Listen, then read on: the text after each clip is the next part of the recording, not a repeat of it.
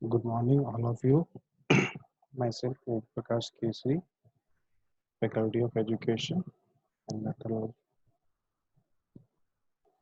Today, I'm going to deliver a class on corsets under group theory, which is the subject of mathematics. And this is for BSc B.Ed 5th sem, 6th sem. Namaste, बच्चों.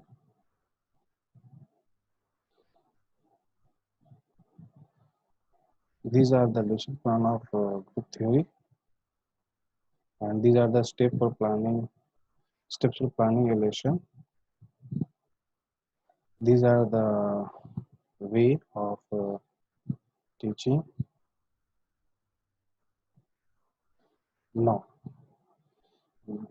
I'm going to deliver the lecture on growth theory of class BSc B.Ed PCM 6th time.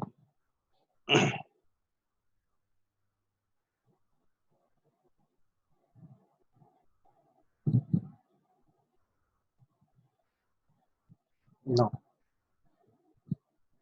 I'm going to define the term corsets, the topic of group theory.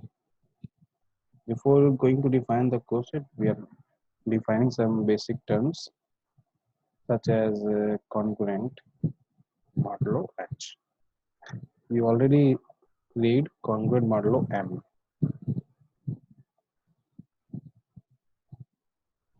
You have already read congruent modulo M in your previous class. Congruent modulo M is nothing but if A congruent to B modulo M, then this implies that A minus B is divisible by M. And we can write A minus B by M equals to K, where K is an integer.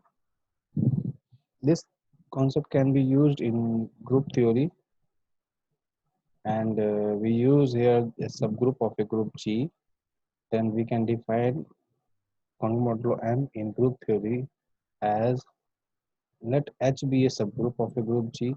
For any AB belongs to G, we say that A is congruent to B modulo H if AB inverse belongs to H.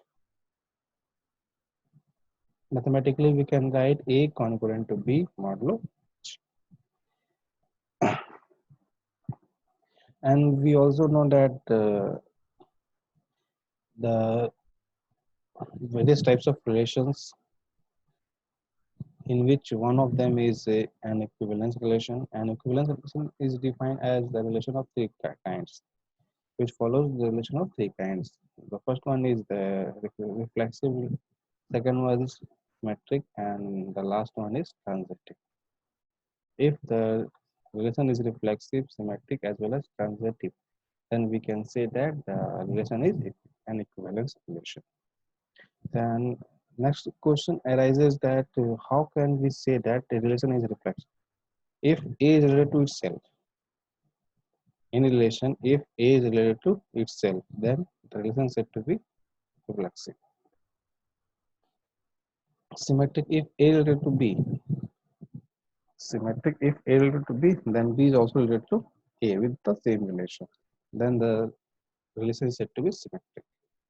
And transitive, if A is related to B and B is related to C, then A is also related to C.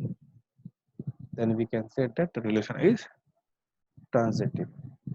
And if all these relations satisfy simultaneously, then we can say that the relation is an equivalence relation. Corresponding to this equivalence relation, we get equivalence class. And in a group theory, we can define equivalence class that the collection of relation of an element. The collection of relation of an element is called the equivalence class of that element. For any element A belongs to G, the equivalence class of A is denoted and defined by CL of A equals to X belongs to G such that X congruent to A modulo H. That means X congruent to A modulo H is a relation, and which follows this relation, the collection of in a group G, the collection of all these relations is called equivalence class. Now, I'm going to define the main topic of today class, which are the cosets. Coset is defined as the let H be a subgroup of a group G and let A belongs to G. Be any element, then HA equals to capital HA equals to small ha such that small h belongs to capital H is called the right coset of H in G. Is called the right coset of H in G. Similarly, we can define left coset. That can be defined as AH equals to capital H equals to small ah such that H belongs to H and is called the left coset of H in G.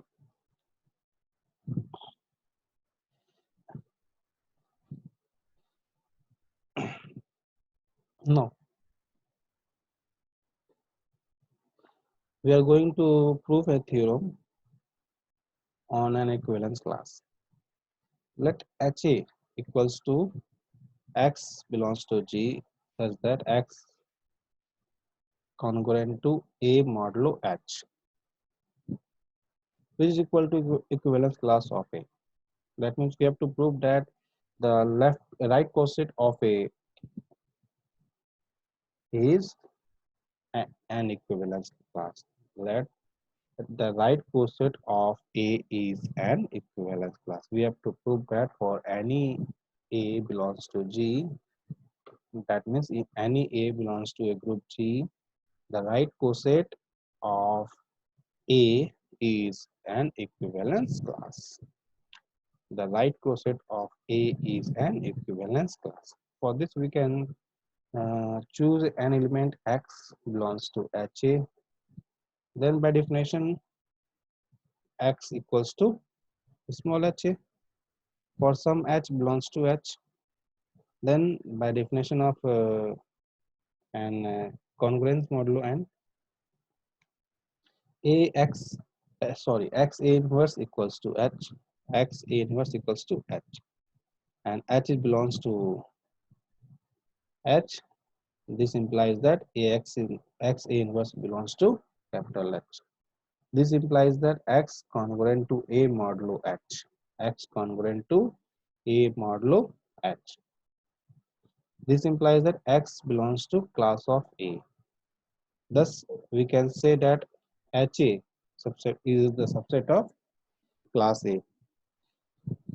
Similarly, we can prove that if any element in HA, we can take any element in HA and got that element also in equivalence class. Similarly, if we take any element in equivalence class and we got that element also in uh, right coset, then the equivalence class is the subset of H. For this, again, let X belongs to equivalence class A be an element. Then X congruent to A modulo H. This implies that X A inverse belongs to H. This implies that X A inverse equals to H for some H belongs to H. This implies that X equals to HA subset of which HA belongs to HA. That means equivalence class is a subset of HA. From these two concepts, we can say finally that if A is subset of B and B is subset of A, then we can say that A is equal to B for the state theory. Similarly, we can say that if equivalence class of A is subset of HA and HA is subset of equivalence class, then HA equals to equivalence class.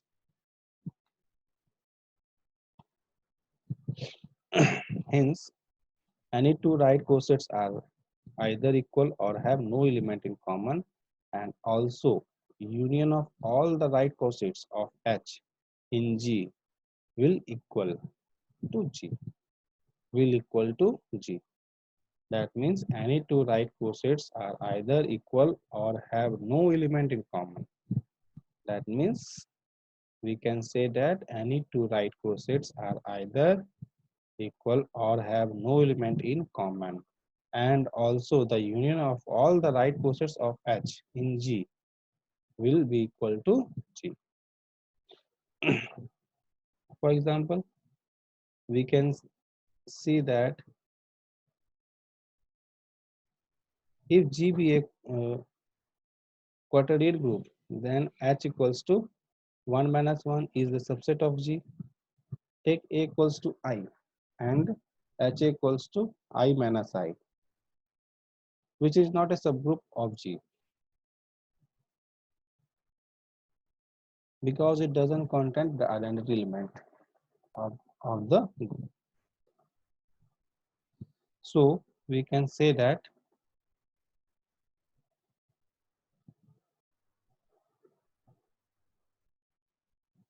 a coset is not necessarily a subgroup. We can say that a coset is not necessarily a subgroup.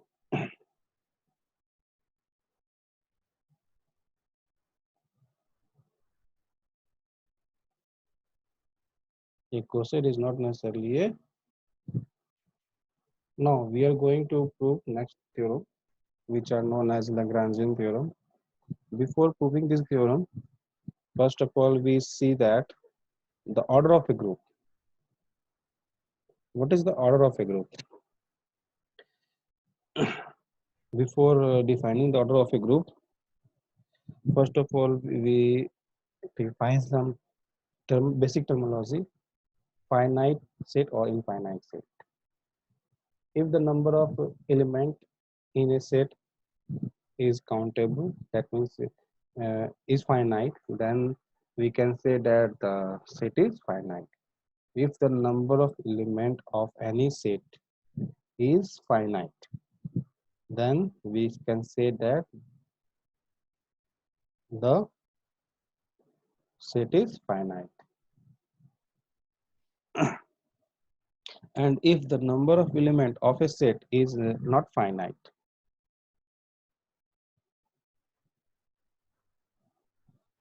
but the last digit of the set is known, when we arranging this in ascending as well as descending order, then the set is said to be countably finite. The set is said to be countably finite.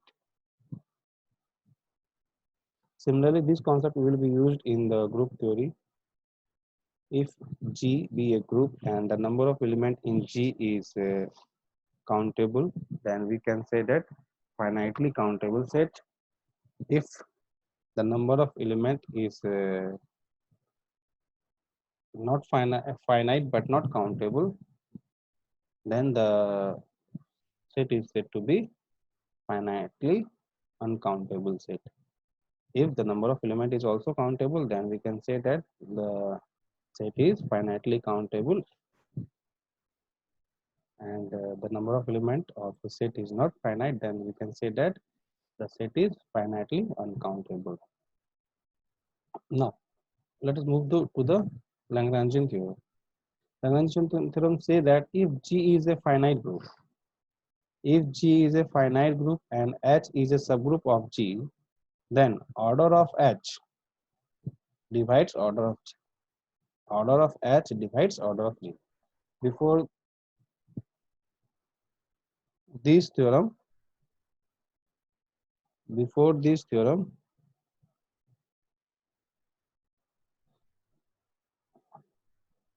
I also want to define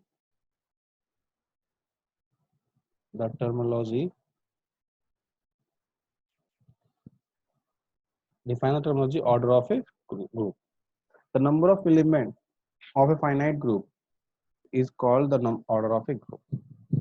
The number of element of a finite group is called the order of a group. The number of element of a finite group is called the order of a group. The, that means order of a group must be defined only for finite group. Infinite group has no order. Let order of a group equals to n. Because the group is finite, we can say that order of a group equals to n.